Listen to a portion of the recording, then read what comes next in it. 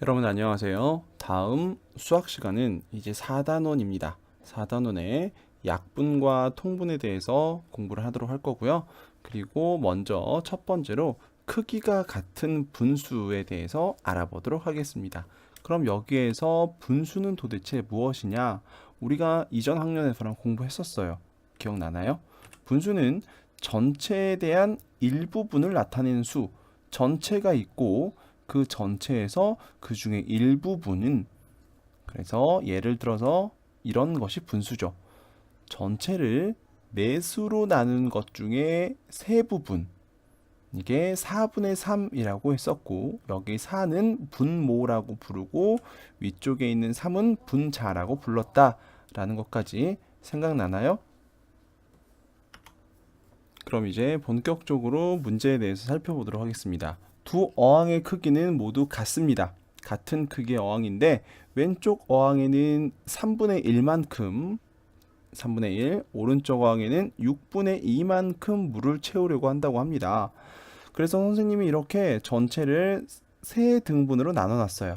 똑같이 세 개로 나눠 놓고 3분의 1만큼이니까 여기 이렇게 물이 채워지겠죠. 그리고 오른쪽 어항은 6칸으로 나눠놨습니다.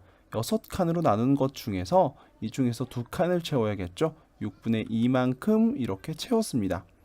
그렇게 되면 3분의 1과 6분의 2 어떤가요? 네, 둘의 크기가 같다라고 볼 수 있겠네요. 눈으로 봤을 때 똑같이 보이죠? 다음 문제입니다. 다음은 이 피자라고 생각해 보세요. 그 피자를 8조각으로 나누었습니다. 그 중에 2조각을 우리가 8분의 2라고 불렀죠.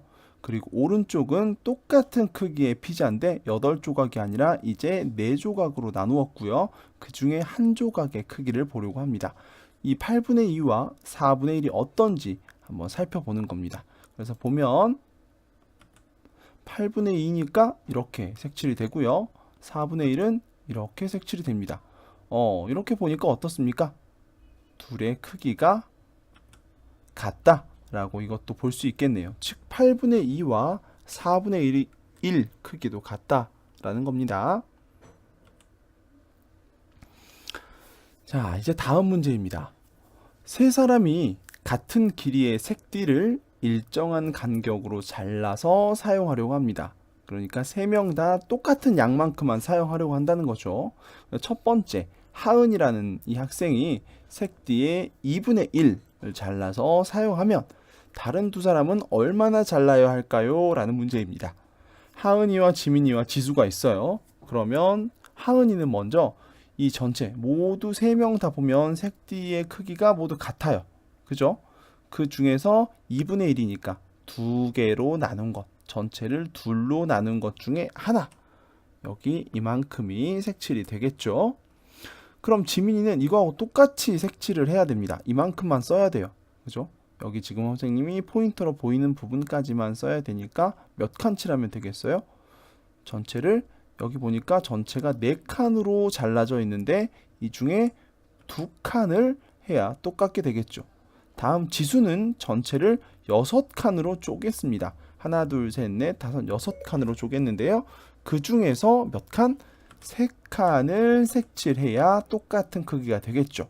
그래서 이걸 분수로 표현해 보면 하은이는 2분의 1, 지민이는 4개 중에 2개니까 4분의 2, 지수는 총 6개니까 분모가 6, 분자는 3, 그래서 6분의 3 이렇게 된다는 겁니다.